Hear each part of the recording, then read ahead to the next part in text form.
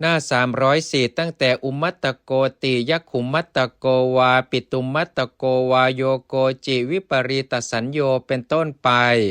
บทว่าอุมัตตโกได้แก่ภิกษุบ้าเพราะถูกยักษ์เข้าสิงหรือบ้าเพราะดีกำเริบคือภิกษุผู้มีสัญญาวิปริตรูปใดรูปหนึ่ง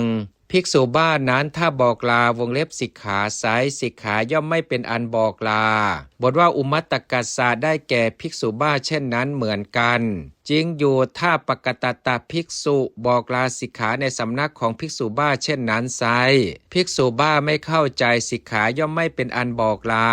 ภิกษุบ้าเพราะถูกยักษ์เข้าสิงท่านเรียกว่าภิกษุผู้มีจิตฟุ้งซ่านอันหนึ่งคำว่าภิกษุบ้าเพราะถูกยักษ์เข้าสิงหรือภิกษุบ้าเพราะดีกำเริบท่านกล่าวไว้แล้วในบทต้นโดยความเป็นภิกษุบ้าเสมอกันความแปลกกันแห่งภิกษุบ้าแม้ทั้งสองจะมีแจ้งในอนาปฏิวาณภิกษุผู้มีจิตฟุ้งซ่านอย่างนั้นบอกลาวงเล็บสิกขาสิกขาย่อมไม่เป็นอันบอกลาเลยสิกขาแม้อันปกตัดภิกษุบอกลาแล้วในสำนักของภิกษุบ้าเพราะถูกยักษ์เข้าสิงนั้นเมื่อภิกษุบ้านั้นไม่เข้าใจก็ไม่เป็นอันบอกลา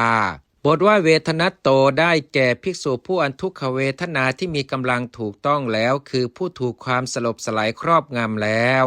สิกขาที่ภิกษุผู้ถูกเวทนาเบียดเบียนบ่นเพ้ออยู่นั้นแม้บอกลาแล้วก็ย่อมไม่เป็นอันบอกลา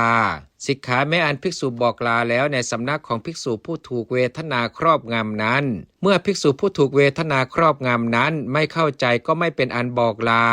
2บทว่าเทวตายสันติเกความว่าสิกขาที่ภิกษุบอกลาแล้วในสำนักของเทวดาเริ่มต้นแต่ภูมิเทวดาไปจนถึงอนิทธเทวดาย่อมไม่เป็นอันบอกลาบทว่าติรฉานคตัสสะความว่าสิกขาที่ภิกษุบอกลาแล้วในสำนักของนาคมานพก็ดีสุบรรณมานพก็ดีหรือในสำนักของเทวดาเหล่ากินนอนช้างและลิงเป็นต้นพวกใดพวกหนึ่งก็ดีย่อมไม่เป็นอันบอกลาเลยสิกขาที่ภิกษุบอกลาในสำนักของบรรดาภิกษุบ้าเป็นต้นเหล่านั้นย่อมไม่เป็นอันบอกลาแท้เพราะวงเล็บภิกษุบ้าเป็นต้นนั้นไม่เข้าใจ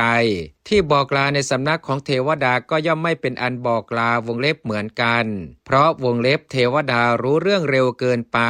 เชื่อว่าเทวดาพวกที่มีปฏิสนธิเป็นไตรเหตุมีปัญญามากย่อมรู้อะไรเร็วเกินไปก็ขึ้นชื่อว่าจิตนี้ย่อมเป็นธรรมชาติเป็นไปรวดเร็วเพราะเหตุนั้นพระผู้มีพระภาคเจ้าจึงทรงหมายพระทัยว่าความพินาศของบุคคลวงเล็บภิกษุผู้มีจิตกลับกรอกอย่าได้มีเร็วเกินไปเพราะอำนาจจิตนั่นเลยจึงทรงห้ามการลาสิกขาในสำนักของเทวดาไว้